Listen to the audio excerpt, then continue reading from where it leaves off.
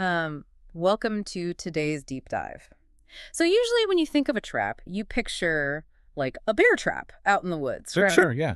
Like a rusty metal thing with teeth. Right. You step on a trigger, there's this loud snap, the jaws close, and you just know instantly in that exact terrifying second that you are caught. Yeah, it's a very clear line. Like, you're free 1 second, and then bam, you're trapped. Exactly. It's binary.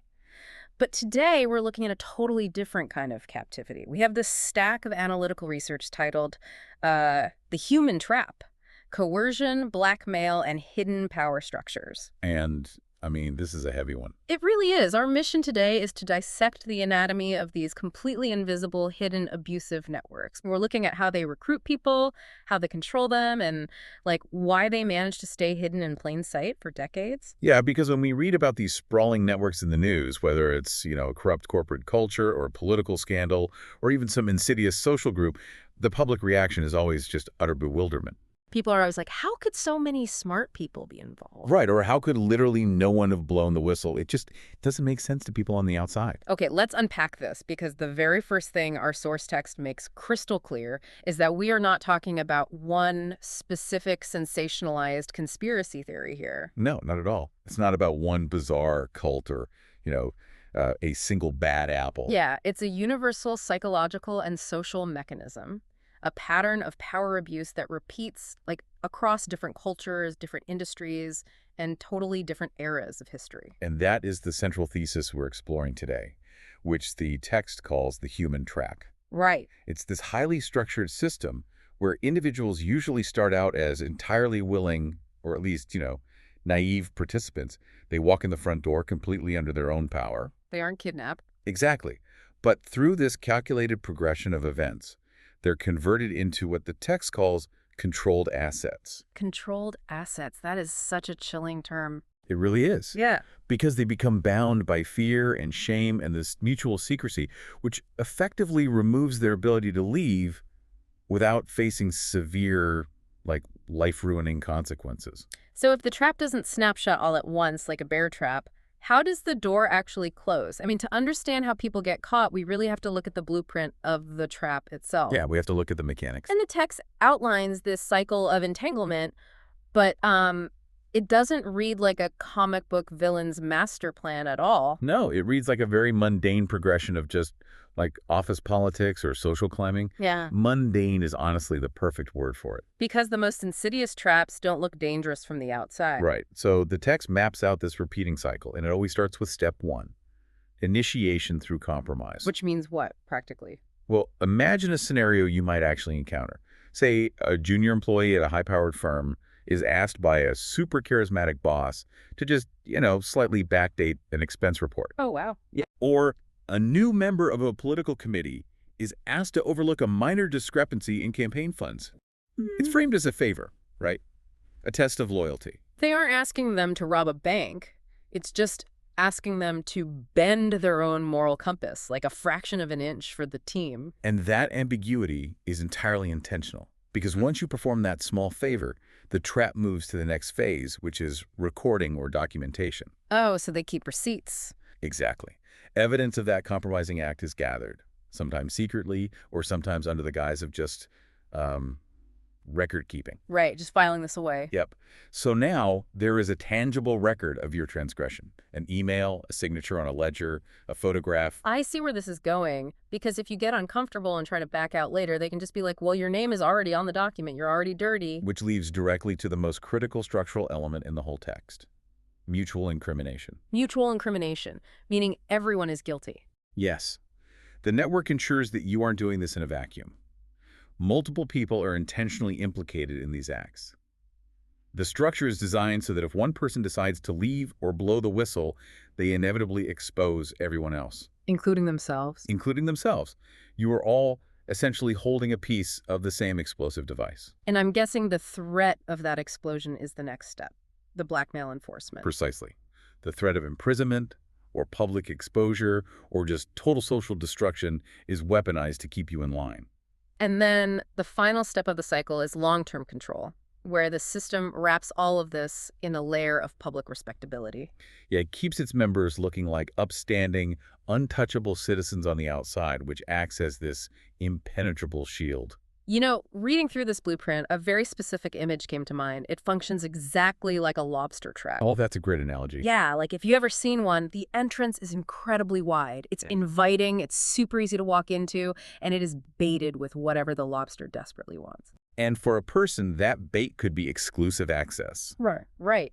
Access or a lucrative promotion, a sense of elite belonging, or just proximity to power. The bait is always custom-tailored to the target's deepest desires, or honestly, their deepest insecurities. So you swim in, you take the bait, but the design of the trap itself, the way the netting funnels inward, makes it structurally impossible to swim backward. You don't realize you're caught until you try to turn around. Exactly. The very mechanics of the structure mean that any attempt to retreat just gets you more tangled in the mesh. And to build on your lobster trap analogy, it's not just the netting that catches you.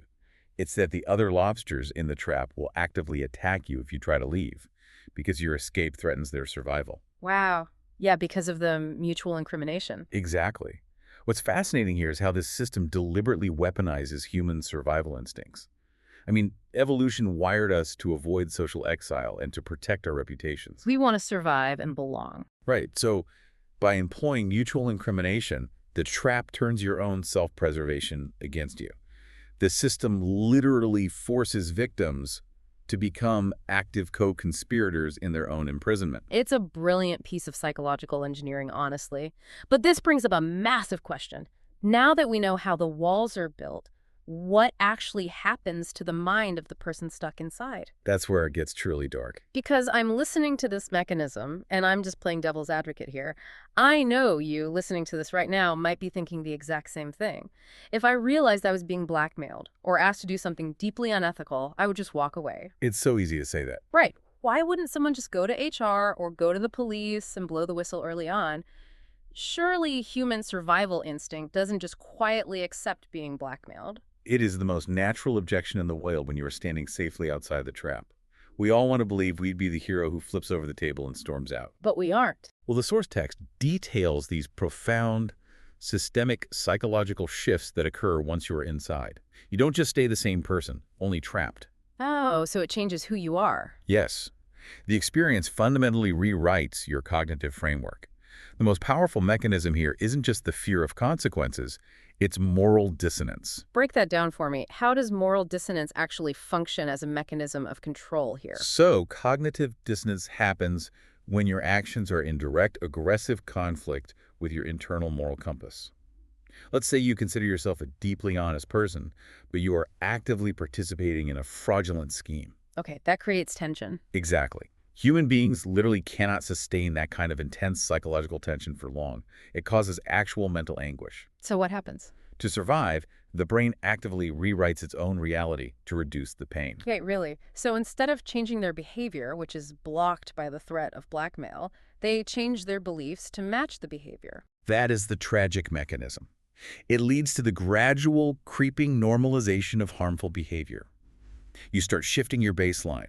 You rationalize it. Yes, you tell yourself, oh, it's not actually that bad, or everyone in this industry cuts corners, or even, I have to do this dirty work for the greater good of the organization. But does everyone break? I mean, it's hard to imagine that every single person subjected to this just gives up and rewires their morality. No, not everyone.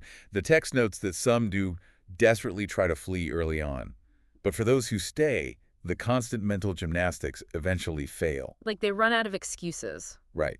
When rationalization is no longer enough to excuse the behavior, the brain resorts to extreme emotional numbness and compartmentalization. Or they just shut down. Literally. They shut down the part of their empathy or conscience that is screaming at them. Right. They take all those compromising acts and put them into a lockbox in their mind. That sounds exhausting. It is.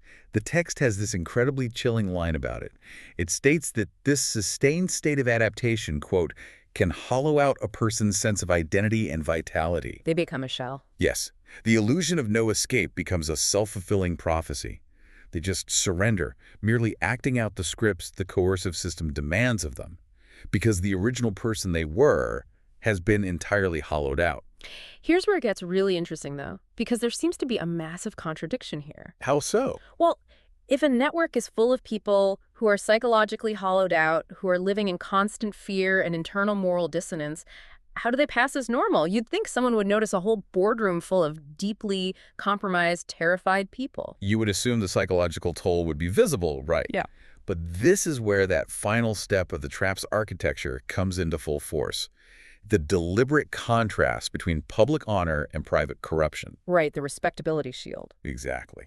The text highlights this as one of the most vital and honestly disturbing elements of these hidden structures. It totally reminds me of how a sophisticated money laundering operation works. Oh, go on. Imagine a pristine, high-end storefront on Main Street. Let's say it's a luxury art gallery.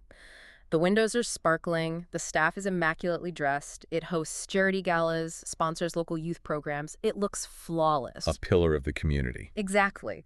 But secretly, the back room is being used to launder money for a violent mob syndicate. The brilliant part is, the shinier and more perfect that storefront is, the less likely anyone walking by is going to demand to see the accounting ledger. The perfection is the camouflage.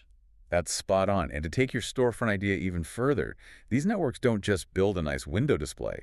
They actively recruit the most well-liked, trusted people in town to stand at the cash register. Oh, wow. They use the people to sell the lie. Yes, the controlled assets inside these traps are very often deployed to maintain those pristine public images.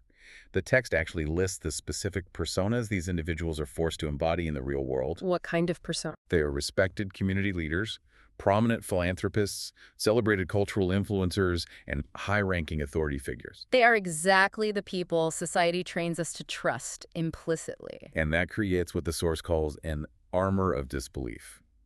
The trap works so well because it leverages the general public's own psychological biases. But wait, even with an armor of disbelief, evidence is evidence.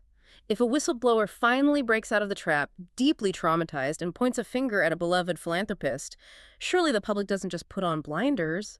How does this armor actually hold up against real accusations? It holds up because accepting the truth causes cognitive dissonance for the public, too. Oh, I see. Right. If the public accepts that this beloved community pillar is actually a predator or a fraud, it threatens their entire worldview. Means the world isn't safe. Exactly. So society's collective brain rejects the accusation as a self-defense mechanism. People will say, that's impossible. I just saw him donate a new wing to the children's hospital. So they dismiss the messy, uncomfortable truth because the polished lie is so much easier to digest. Yes. The public dismisses the victims entirely. So we, as the general public, accidentally protect the trap out of our own desire for the world to make sense. That is exactly it. The public image is not just a byproduct. It is a load-bearing pillar of the trap's architecture. So what does this all mean for society? If these traps are so structurally sound and the public is psychologically primed to disbelieve the victims, how do these groups survive for decades without collapsing under their own weight? Well, the source material details the specific enablers that allow abusive networks to persist indefinitely. We've touched on the fear of retaliation and the sheer disbelief from outsiders.